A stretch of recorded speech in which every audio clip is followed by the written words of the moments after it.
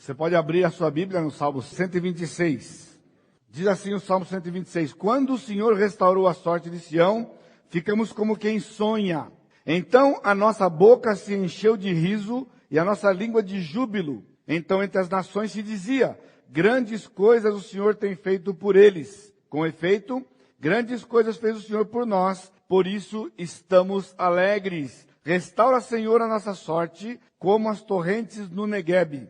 Os que com lágrimas semeiam, com júbilo ceifarão.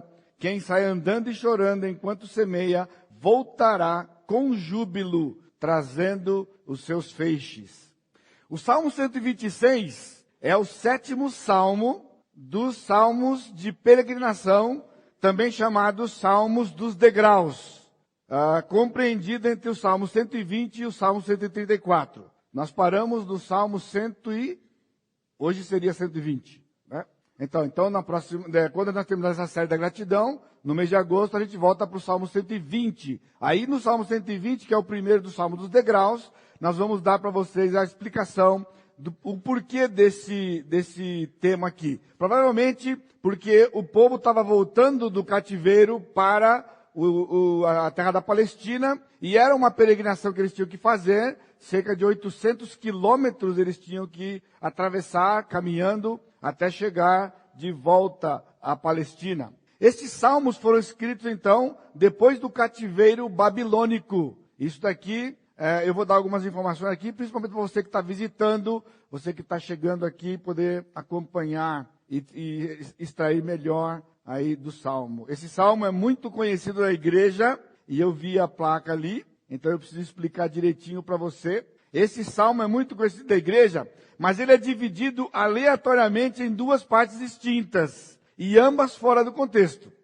Quais são? Versículos de 1 a 4 e versículos 5 e 6, ou versículos de 1 a 3 e versículos 5 e 6. Essa divisão aconteceu naturalmente no meio da igreja, por causa do teor, né? Então, a primeira parte, o verso de 1 a 3, é interpretado como as bênçãos de Deus sobre nós e muitas vezes usados em convites de casamento. Será que tem alguém aqui que no seu convite de casamento colocou o Salmo 126:3? Pode se manifestar se você é aqui, né?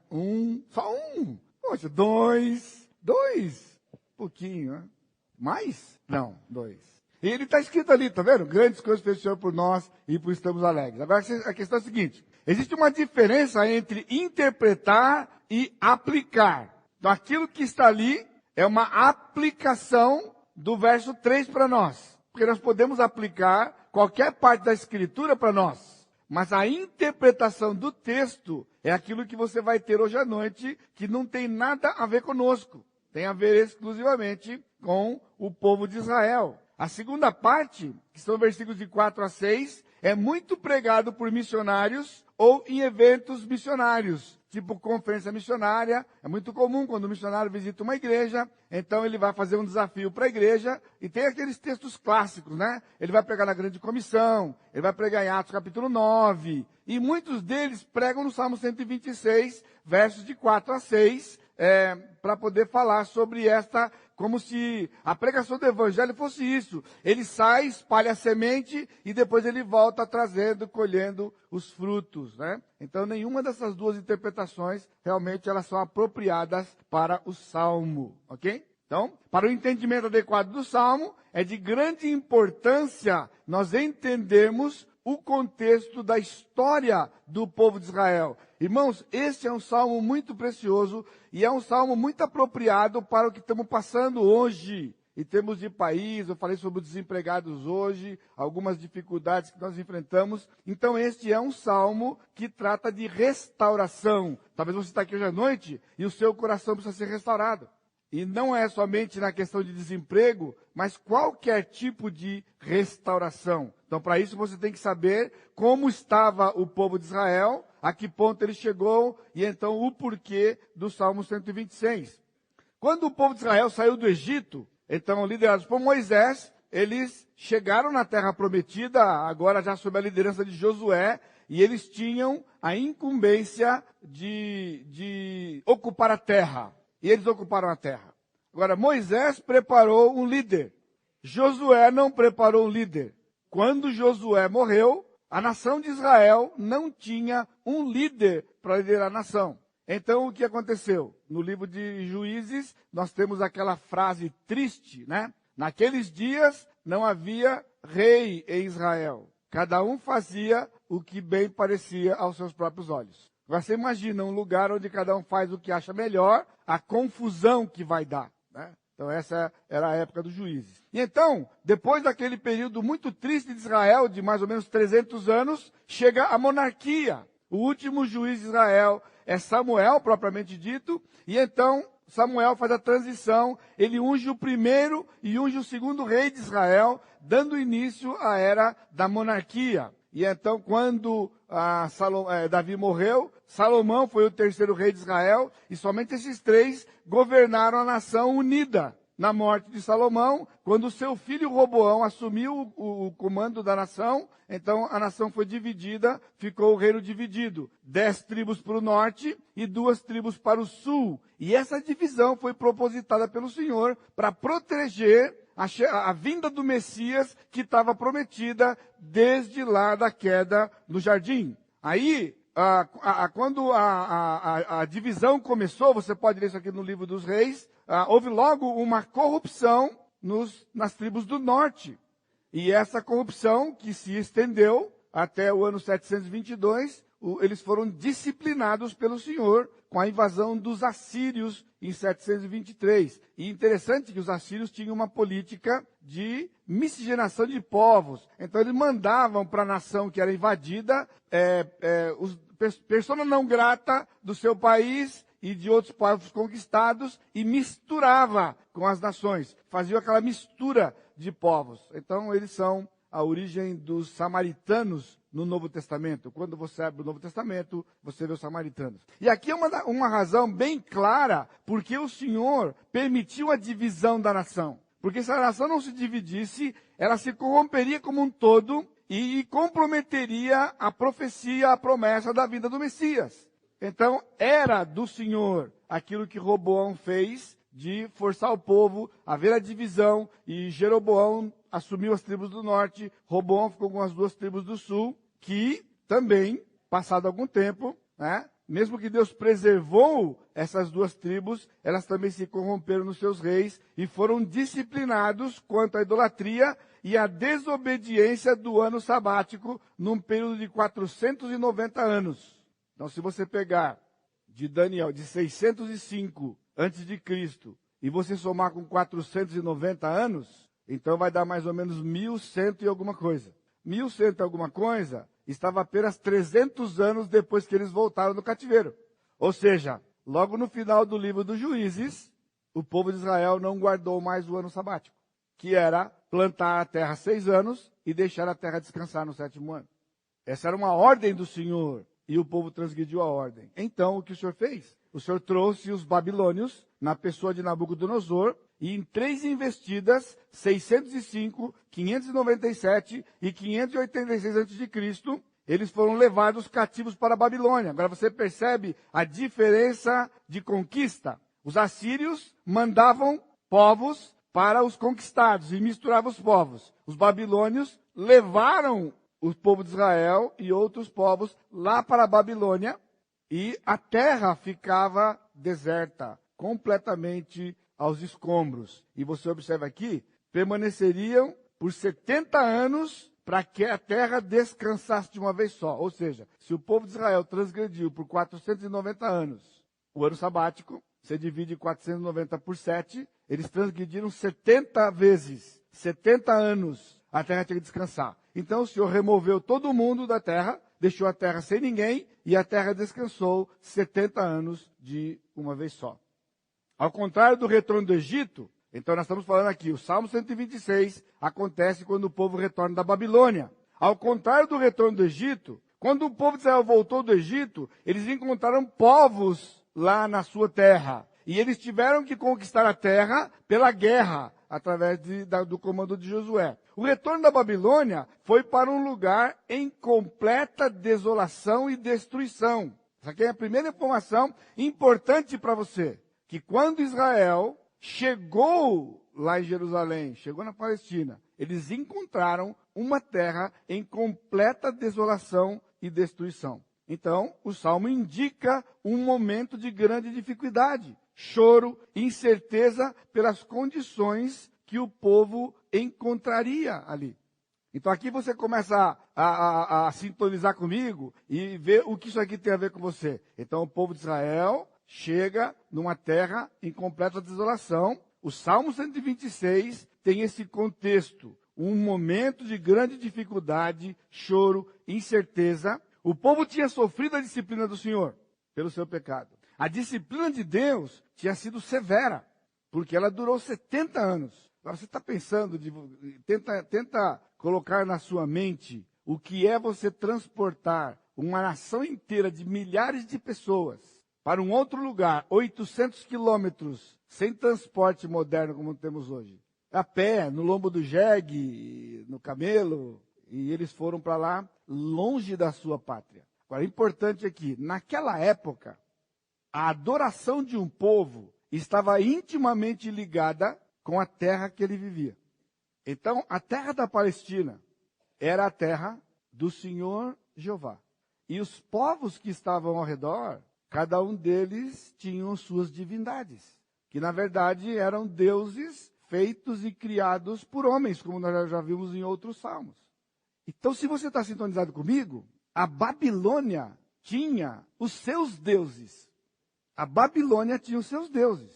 Sair de uma terra e mudar para outra significava você abandonar o seu Deus para ir servir um outro Deus numa outra localidade, porque cada localidade dessa tinha um Deus que comandava aquele lugar. Então, quando Israel é tirado todo da terra e levado para a Babilônia, eles são levados para uma terra onde não era Jeová que governava. Embora Deus é o único Deus e governe todo o mundo, ele tem permitido que Satanás governe o mundo porque conquistou lá no jardim. Nós já vimos isso aqui. Então era uma coisa complicadíssima para o povo de Israel. Então estar 70 anos num lugar, né? Você lembra então Daniel, quando Daniel todo dia, 3 vezes por dia, ele orava, o que ele fez? Ele mandou construir uma casa, chamou um arquiteto e ele perguntou ao arquiteto o seguinte: para que lado fica Jerusalém? Aí o arquiteto foi lá, o topógrafo olhou lá, hoje tem o GPS tão moderno, né? Então o camarada falou assim, fica para lá. Falei, então você constrói uma casa e eu quero uma janela aqui. O resto da casa não importa, mas a janela tem que estar aqui. Você entendeu? Ele construiu uma casa a partir da janela.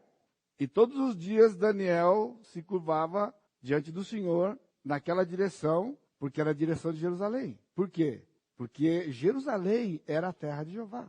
E estar ali era estar sob disciplina. Agora, essa pode ser a situação que você se encontra hoje à noite. Você pode estar numa situação de disciplina. Então não é como lá naquela época que tinha a ver com a terra, né, onde você estava, né? Mas Israel não estava mais na sua terra, porque Israel desobedeceu o Senhor pela idolatria e por não guardar o ano sabático, e foi levado para uma outra nação. E ter que administrar outros deuses. Aí você entende quando Daniel recebeu o prato de comida. Rapaz com 14 anos é levado para o palácio e o rei mandou o cardápio e Daniel sabia que aquela comida era oferecida aos ídolos. Aquela comida era oferecida aos demônios. E depois de consagrado lá, elas vinham para a mesa do rei. E foi lá na mão de Daniel. Ele falou, eu não como essa comida, porque essa comida é contaminada. A nação tinha que suportar essas coisas. Então a sua aplicação, portanto, é totalmente atual e um salmo que traz conforto, esperança e alegria. Então eu disse para você, eu não sei como você entrou aqui hoje à noite, mas o Salmo 126 é um salmo que traz conforto, esperança e alegria. Antes de expor o salmo em si, de pegar os 6 versículos, né? Quando eu meditava estas coisas, há uma coisa muito forte em torno deste salmo e em torno deste momento que Israel está vivendo de restauração. Olha o texto, veja versículos 1 e 2 de novo. Quando o Senhor restaurou a sorte de Sião, ficamos como quem sonha. Então a nossa boca se encheu de riso, a nossa língua de júbilo, e então entre as nações se diziam. Você entende? Como justificar? Como entender esse estado de alegria e êxtase expressado nesses primeiros versos, e mesmo no final aqui, nos outros versículos do Salmo, como a gente entende isso aqui? O que estava por trás? O que estava acontecendo com o povo, para que possa trazer para você que está aqui hoje à noite, ouvindo essas coisas, trazer esperança para você, como foi a esperança para aquele povo. Então ouça, ou leia, né? Deus é um Deus de disciplina, mas é também um Deus de restauração, porque está executando um plano perfeitamente elaborado. Amém? Veja de novo. Deus é um Deus de disciplina, mas é também um Deus de restauração, porque Ele está executando um plano que foi perfeitamente elaborado. Não tem plano B. Ele caminha sempre no plano A. E nós estamos inclusos neste plano. Então, em primeiro lugar, antes da gente ver os versículos do Salmo, eu queria trazer para você as evidências deste plano em execução, para você entender como é que o nosso Deus funciona. Como é que o nosso Deus funciona? Vai comigo para Isaías 44. Isaías 44, versículo 24. Nós estamos, se você está olhando lá o slide, em termos históricos, no ano 700 a.C., ou seja, 100 anos antes do povo ir para o cativeiro. E o povo ficou 70 anos no cativeiro. Então nós estamos falando 170 anos antes do Salmo 126. Então ele diz o seguinte, versículo 24. Assim diz o Senhor, que te redime, o mesmo que te formou desde o ventre materno. Eu sou o Senhor, que faço todas as coisas, que sozinho estendi os céus e sozinho espraiei a terra. Que desfaço os sinais dos profetizadores de mentiras, enlouqueço os adivinhos, que faço tornar atrás os sábios, cujo saber converte em loucuras, que confirmo a palavra do meu servo e cumpro o conselho dos meus mensageiros, que digo de Jerusalém, ela será habitada, e da cidade de Judá, elas serão edificadas. E quanto às suas ruínas, eu as levantarei, que digo à profundeza das águas, seca-te, e eu secarei os teus rios. Que digo de Ciro, ele é meu pastor, e cumprirei tudo que me apraz, que digo também de Jerusalém, será edificada, e do templo será fundado.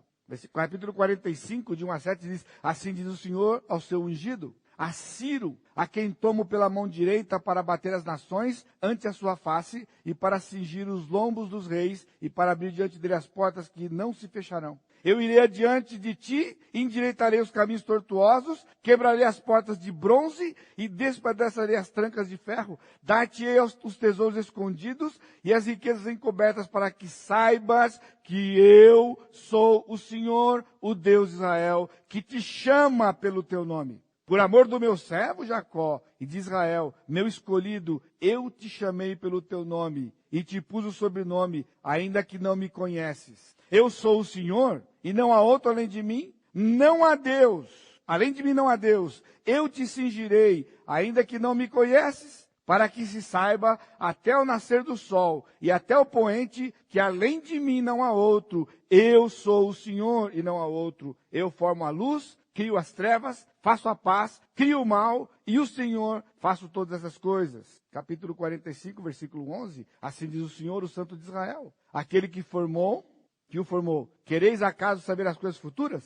Quereis dar ordens acerca de meus filhos e acerca das obras de minhas mãos? Eu fiz a terra e criei nela o homem. As minhas mãos estenderam os céus e todos os seus exércitos dei as minhas ordens. Eu, na minha justiça, suscitei a Ciro e todos os seus caminhos endireitarei. Ele edificará a minha cidade e libertará os meus exilados, não por preço nem por presentes, diz o Senhor dos exércitos. Irmãos, nós estamos 700 anos antes de Cristo. 100 anos antes do povo ir para o cativeiro.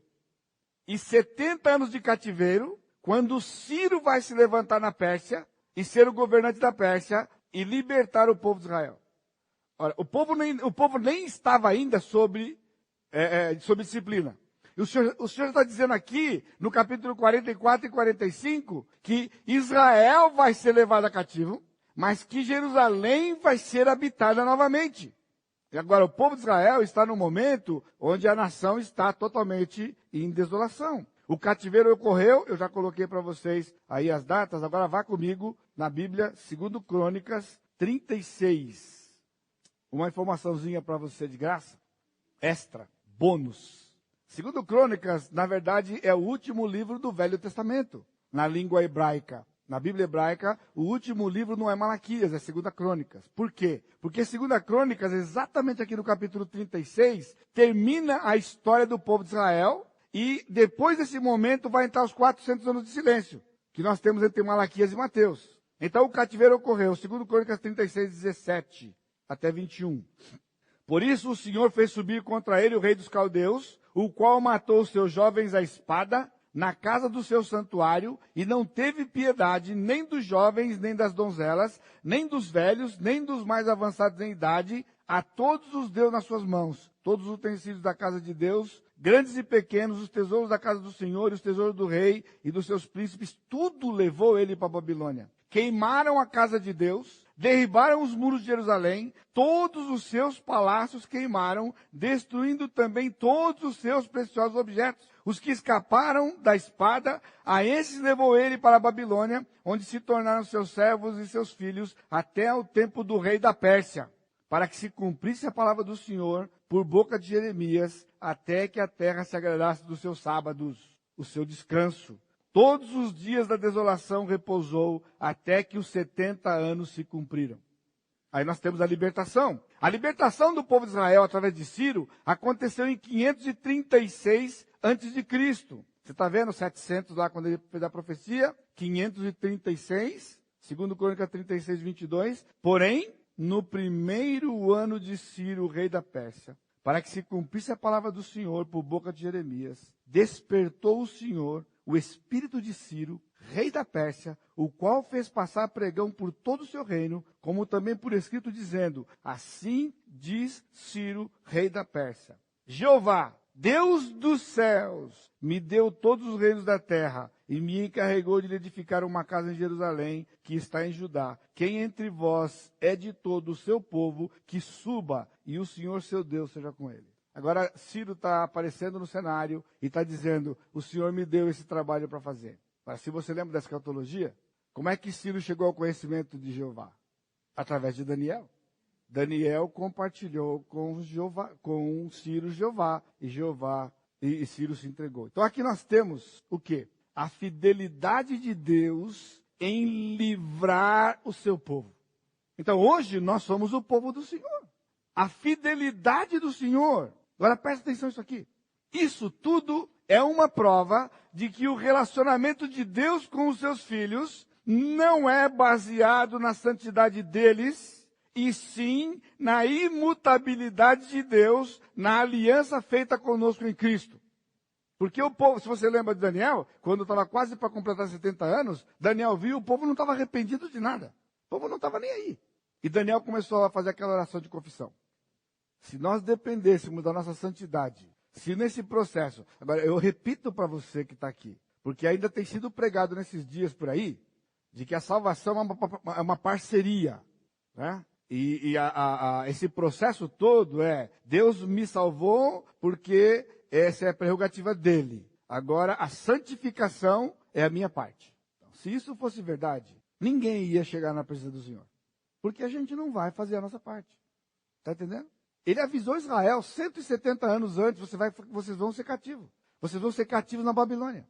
Ele colocou Jeremias para pregar o povo. Jeremias pregava para o povo. E o povo não acreditava em Jeremias. E ele disse: eu vou levantar um rei que não me conhece. E esse rei que não me conhece, eu vou me dar a conhecer a ele. E ele vai trazer meu povo de volta. Esse era Ciro, o rei persa, que trouxe Israel de volta. Ah, meu irmão, eu não sei qual é a sua situação.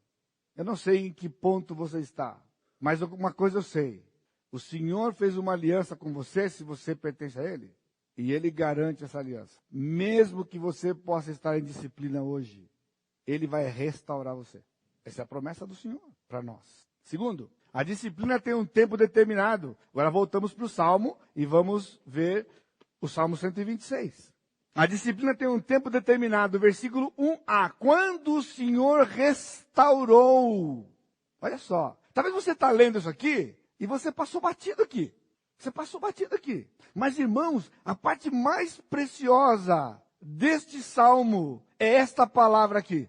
que aparece de novo no versículo 4. Quando o Senhor restaurou. Sabe por quê? Porque o advérbio de tempo, quando, sempre haverá um quando, pondo fim no sofrimento, na incerteza, na disciplina ou mesmo na provação. Você está entendendo? Nós estamos lendo isso aqui e a gente está tão empolgado com o versículo 3, quando na verdade o grande segredo é o versículo 1, quando ele diz, quando o Senhor restaurou, porque houve uma restauração. O povo não continuou sob disciplina. Hoje de manhã, conversando com os nossos irmãos que estão passando por esse momento de desemprego, e isso se aplica a todos nós, não é só para desempregados. Eu estava lá dando uma orientação espiritual para eles nesse processo aqui, né? Deus pode fazer isso por disciplina ou por provação, mas seja qual for um dos dois desse processo, tem um tempo determinado. E esse tempo determinado é o Senhor que determina, não somos nós. Então você que está aqui, se você está desanimado, se você está triste, se você está inseguro porque você acha que, olha, eu ouço jornal, eu já pedi para vocês, não fica assistindo televisão, a televisão não vai adiantar você. Você vai abrir amanhã cedo, logo cedo, se você chegar e pegar o jornal, aquele jornal das 7, né, o camarada só vai continuar falando aquilo lá, você entendeu? Que mais não sei quantos desempregados, mais não sei o que dá, e aí você só vai para baixo. Então aqui está dizendo o quê? Haverá uma restauração. O Senhor vai restaurar na sua vida todas as coisas. Todas as coisas. Entendeu? Então, a disciplina, que no caso de Israel aqui estava sob disciplina, tem um tempo determinado. Daniel entendeu isso lendo as Escrituras, lendo Jeremias, que o tempo do cativeiro era 70 anos. Deus já havia determinado, você vai 70 anos, eu trago você de volta. Agora veja, o povo era incrédulo. Então a incredulidade e o afastamento do povo os cegavam para entender o que Jeremias estava profetizando. Porque em Jeremias 25:12 e 29:10, ele disse abertamente, vocês vão ser levados para o cativeiro babilônico e vai durar 70 anos. Ou seja, não há o que vocês façam. A ideia é, se entrega para Nabucodonosor. Quem se entregar vive, quem resistir morre. E quem se entregar vai para a Babilônia, 70 anos depois vai voltar. Se submeta ao Senhor. Vai para o Senhor e pergunta para Ele. Senhor, o que acontece comigo? O que acontece comigo? Porque parece que a coisa não tem fim. Eu não estou conseguindo enxergar a luz do fundo do túnel. Aliás, essa expressão aqui é uma expressão do mundo, né? A gente usa muito isso aqui. Se você perguntar para o Senhor assim, Senhor, eu não consigo enxergar a luz do fundo do túnel. Ele vai assim para você, mas que túnel? Quem disse para você que eu pus você num túnel? E que esse túnel tem que ter uma luz no fundo? Acabei de ler aqui, né? O texto.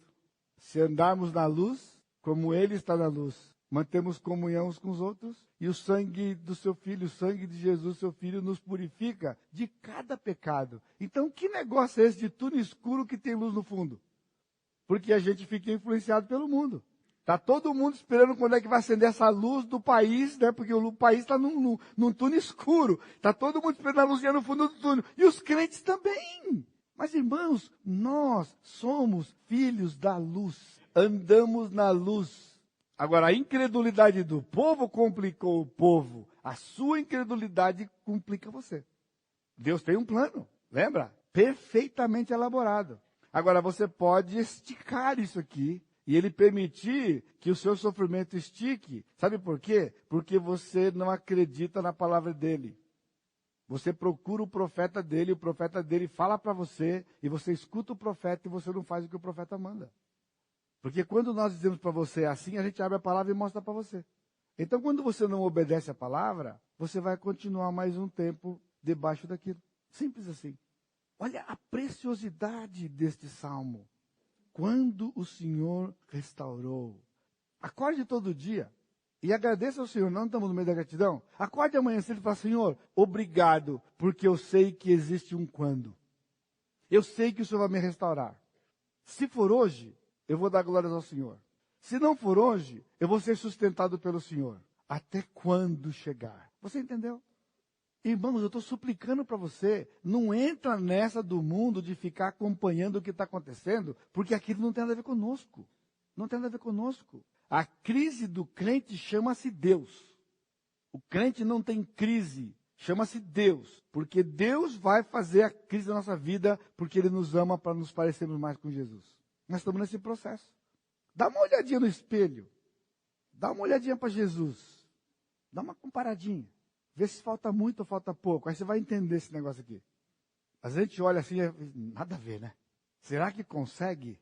Será que vai dar para daqui vir para cá? Parece que nunca, né? Não é? Mas ele disse que ele vai fazer. Acredita. Mas você vai ter que passar pelo que você está passando. Ele não vai nos poupar. Porque o plano que ele tem para nós é muito grande. É nos fazer parecidos com o seu filho. Efésios capítulo 4. Terceiro, a restauração do Senhor nos renova os ânimos e as forças. Versos de 1 a 4. Quando o Senhor restaurou a sorte de Sião, ficamos como quem sonha. Nós temos ouvido testemunhos, começando hoje, vamos ouvir outros testemunhos aqui. Nós vamos ouvir testemunhos de irmãos que vão dizer para a gente, quando você passou por um problema, uma dificuldade, e quando o Senhor restaurou você. Como que você se sentiu? Como é que você viveu aquilo? O povo de Israel estava assim, me belisca para saber se eu não estou sonhando.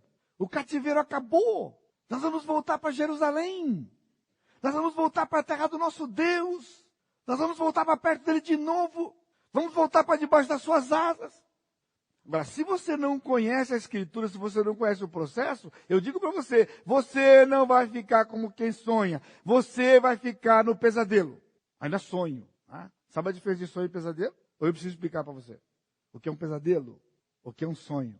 Lá na minha casa o pessoal sabe bem porque é meio que genético o negócio de pesadelo lá em casa, né? Então, eu tenho a incumbência de acordar ali quando ela tem pesadelo. Porque ela tem uns pesadelos meio cabulosos lá, né? Suzana também, isso é tudo de família, né? Agora, quando a gente casou, ninguém contou pra gente, viu? Minha sogra nunca contou. A minha sogra nunca falou o seguinte, ó, é o seguinte, no pacote vai o seguinte, tudo tem pesadelo. As minhas filhas tudo tem pesadelo. E é tudo muito parecido. Mas eu tô craque, irmão, porque 34 anos depois, 33 anos e pouco depois, até dormindo, eu tô dormindo lá, escuto ela gemendo lá e eu falo assim, ó. Tudo bem que no dia seguinte eu tomo um pito, né? Eu tomo um pito quando acorda, eu falo assim, você teve um pesadelo, né? Ela fala, mas você não lembra como é que é? Você fica me chacoalhando, você tem que me acordar. Porque senão demora, eu fico agonizando no meu sonho. Então eu tomo pito, então eu tenho que acordar e acordá-la. Ele disse, ficamos como quem sonha. Irmãos, eu sei. Agora eu vou dizer para você, você só vai descobrir isso aqui, porque às vezes eu estou tratando com muita gente nobre, né? Gente nobre, pessoal que não peca muito, não sabe o que eu estou falando, tá bom? Então se você está aqui hoje à noite, e você é daqueles que não peca muito, você não tem a menor noção do que eu estou falando aqui. É só o pessoal que é cheio de pecados aqui. Não precisa levantar a mão também, que eu não quero saber quem é. Porque quando você descobre que você é podre, cheio de pecados, e quando a mão do Senhor pega e pesa, e quando você é restaurado, irmãos, é exatamente assim. Você fala assim, parece que eu estou sonhando, o negócio é de outro mundo. É muito legal, é legal. E ele diz, então o que acontece? Quando o Senhor restaura, uma característica leva a adoração e o louvor. Ele disse, a nossa boca se encheu de riso e a nossa língua de júbilo. É tão impressionante quando a restauração acontece. Então, se você está ainda naquela do deserto, se você está no vale, eu digo para você, quando o Senhor restaurar, você vai ficar como quem sonha. E o sintoma é esse, você vai adorar o Senhor e vai louvar o Senhor. Não tem lugar para carranca. Tem gente que precisa aprender, porque tem gente que é carrancudo, fechado, não solta um sorriso. Então você vai descobrir, porque a gente ri à toa. Parece que você tomou aquele gás hilariante, sabe como que é? Tem o gás do sorriso. Você fica que nem bobo. É verdade, irmãos. Mas é tão gostoso, é tão maravilhoso. A nossa língua de júbilo. Ou seja, se você está falando mal de outras pessoas, então você não está restaurado nada, não. Se você fica sabe, ira, amargura, essas coisas aqui não tem nada a ver com restauração. Isso aqui é sintoma do cativeiro.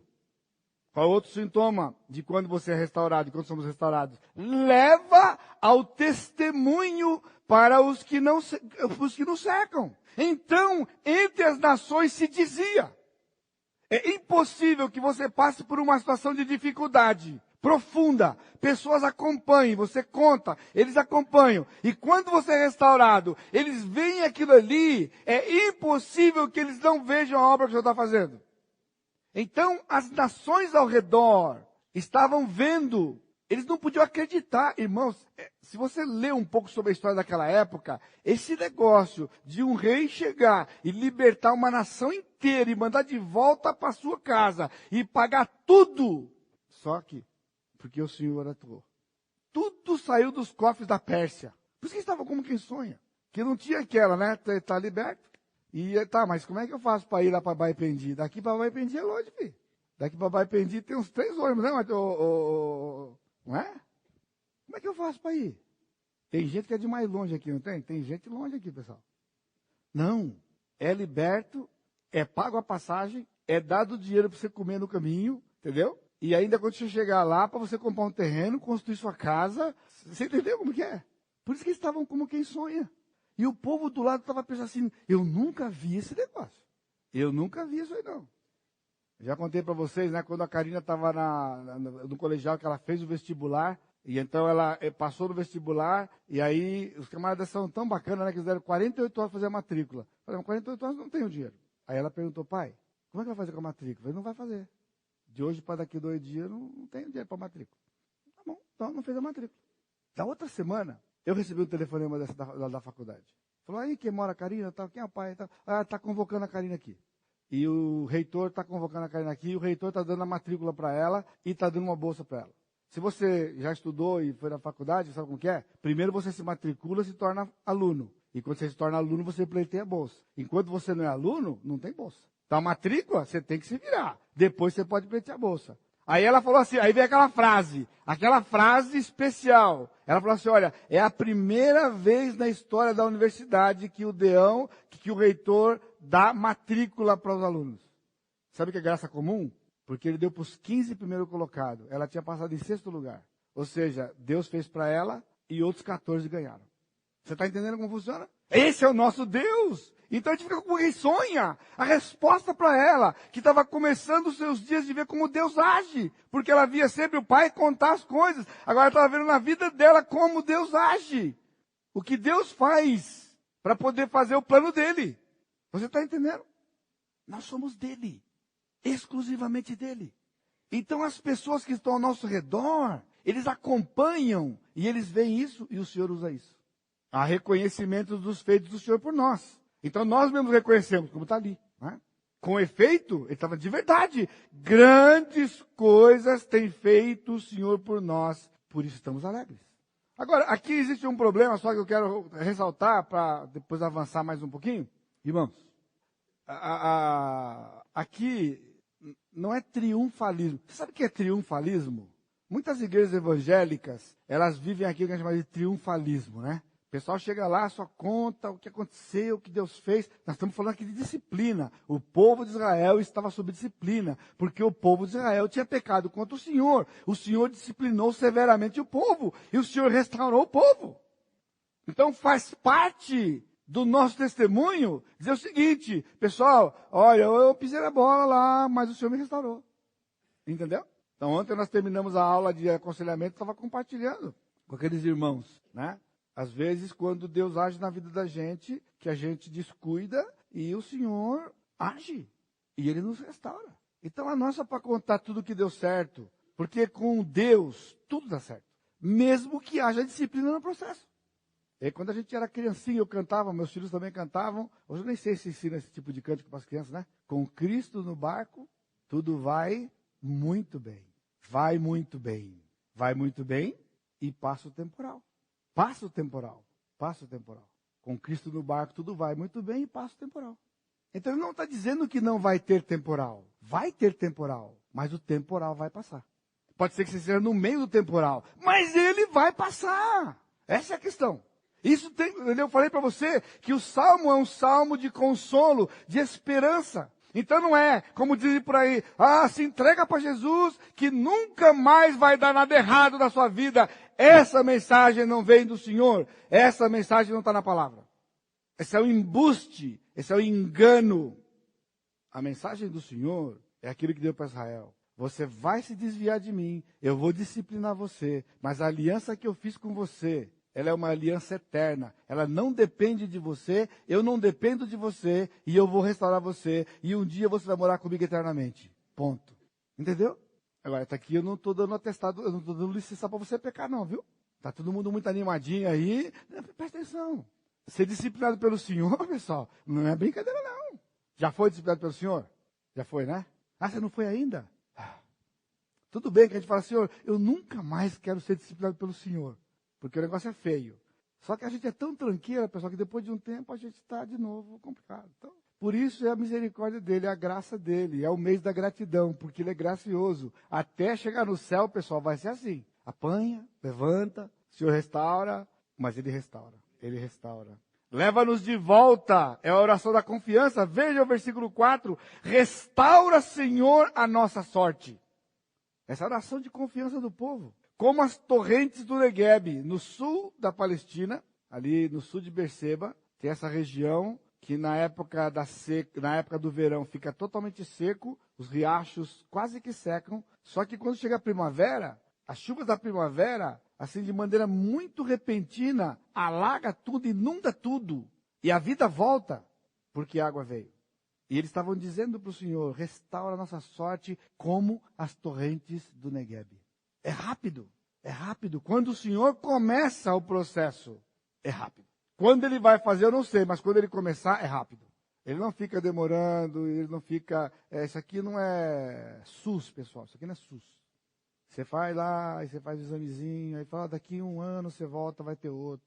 Quarto, último, a resposta esperançosa do Senhor. Versículo 5, 6. Às vezes eu me entristeço, né? Porque o missionário, eu não tenho nada contra o missionário. Ele aplicar isso aqui é até legal, né? Mas é tão profundo isso aqui, pessoal. A aplicação é tão superficial. E às vezes a pessoa se contenta com o superficial e não quer buscar o profundo da coisa. Aqui é a resposta esperançosa. No versículo 4 eles pediram, restaura, Senhor, a nossa sorte. Agora, é o cântico da romaria, tá? Tá entendendo aqui? Peregrinação, romagem dos degraus. E eles estão andando. Foram libertos, Ciro deu decreto. Então, mais ou menos uns 50 mil judeus saíram da Babilônia e começaram a marchar para Sião. Marchar para Jerusalém. E começaram a marchar para Jerusalém. Então, eles iam cantando. Eles iam orando, eles iam pedindo para o Senhor. Agora, eles não tinham a menor noção do que eles iam encontrar quando eles chegaram lá. Então, este salmo... Na verdade, ele foi composto já quando eles estavam chegando na terra. Porque quando eles chegaram na terra, sabe o que eles viram? Pessoal, estão comigo ainda? Ó, está acabando. Eles encontraram escombros e mato até o telhado. Tenta imaginar se nós saíssemos aqui do quilômetro 11 e ficasse 70 anos sem ninguém pôr a mão em nada aqui. Primeiro destrói, né? Destrói, derruba tudo isso aqui, derruba o refeitório, derruba tudo, faz um alarde. E depois fica 70 anos assim. Aí a gente volta. E como é que isso aqui vai estar? Então, quando Israel chegou em Jerusalém, eles encontraram escombros. A terra descansou, você lembra? Sabe o que é descansar aqui, no texto? Literalmente crescer mato. O mato cresceu, cresceu, cresceu, cresceu, cresceu, e foi crescendo, foi crescendo. Agora, o povo chegou, e o povo tinha que fazer o quê? O povo tinha que arar a terra. O estado em que ele encontraria a cidade seria de desolação. Agora, presta atenção. O retorno do pecado é às vezes difícil e árduo. Os que com lágrimas semeiam, com júbilo ceifarão. Essa é a promessa do Senhor. Uma promessa que vem de um Deus que não pode mentir. Então, o retorno do pecado pode provocar choro, desalento momentâneo, mas a promessa de suprimento abundante é garantida aos filhos de Deus. Ele falou, ó, vocês estão vendo isso aqui? Mas vocês derrubem o mato, arem a terra, e eu vou dar colheita para vocês. Como sempre dei no passado. Então, à medida que o povo começou a semear, eles choravam, literalmente. Porque, pessoal, era um trabalho difícil ter que arrancar aquele mato todo. Eles choravam, e choravam porque eles se lembravam de que aquela situação aconteceu por causa do pecado. Então essa história de alguém que vai ser restaurado e fica lá em exuberância e alegria, tem alguma coisa errada. Porque a gente se lembra do pecado, a gente sofre por causa do pecado, mesmo na restauração. Mesmo nessa restauração. Isso aqui é sinônimo de arrependimento. Na restauração, nós choramos, mas o Senhor nos enxuga a lágrima. Ele está prometendo aqui, os que com lágrimas semeiam, com júbilo ceifarão.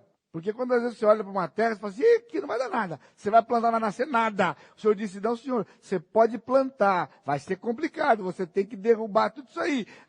Mas eu vou dar colheita abundante para você. Quem sai andando e chorando enquanto semeia, voltará com júbilo trazendo seus feixes. Olha só, andando e chorando enquanto semeia, debaixo do sol, não havia mais esperança. Mas o Senhor está dizendo, você vai voltar com júbilo, trazendo os feixes. Então, quando o trigo crescia, eles vinham e cortavam o trigo, faziam aqueles feixes, colocavam nos ombros e levavam para um lugar alto, que era a eira, aonde eles iam malhar o trigo, e eles iam tirar a palha, separar a palha do trigo, para poder fazer a farinha e fazer o bolo e assim por diante. Mais uma vez, meu irmão, eu não sei como é que você entrou essa noite aqui. Eu não sei. Mas uma coisa eu sei. A restauração do Senhor. Ele disciplina, mas ele é um Deus de restauração, porque ele tem um plano que ele elaborou perfeitamente. E ele está seguindo esse plano à risca. À risca. Somos diferentes, temos personalidades diferentes, mas todos nós, um dia, seremos exatamente iguais, porque nos pareceremos com o Senhor Jesus Cristo. A obra vai estar completa. E eternamente nós vamos adorar o Senhor. Então, é tempo de você ter confiança no Senhor. E saber que é difícil a restauração. E que talvez você vai chorar ainda. Mas espere. Ele tem promessas da sua palavra. Muitas. Mais de 30.000 promessas aqui.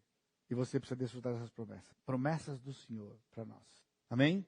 Curva a sua cabeça. Nosso Deus, nosso Pai, te agradecemos porque o Senhor nos trouxe aqui nessa noite para encorajar os nossos corações. Muitas vezes nos encontramos em tristeza, falta de esperança, influenciados pelo mundo, por outras pessoas. Tiramos os olhos do Senhor, andamos no escuro quando o Senhor é luz. E então o Senhor, na tua infinita bondade, nos traz aqui, hoje à noite, para que nós pudéssemos ouvir essas coisas. Pai, que maravilha!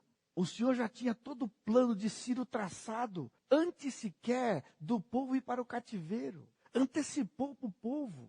O Senhor tem antecipado na tua palavra para nós tudo o que vai acontecer. O Senhor tem antecipado para nós o que acontece quando nós te desobedecemos. O Senhor tem antecipado para nós quantas bênçãos o Senhor tem para nós. Pai, anima o coração dos teus filhos. Anima o coração dos teus filhos. Se porventura há alguém aqui hoje à noite que não te pertence, que o Senhor possa abrir o entendimento e essa pessoa possa dizer que ele quer o Senhor Jesus, o nosso Deus.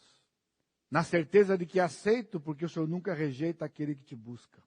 Pai, obrigado porque o Senhor nos chamou. Obrigado porque nós pertencemos ao Senhor. Obrigado pelo consolo que é a tua palavra. E o consolo que nós encontramos uns nos outros no nosso relacionamento. Agora que a graça do Senhor Jesus Cristo, o amor de Deus Pai e a consolação do Espírito Santo seja com todo o teu povo, hoje e sempre. Amém.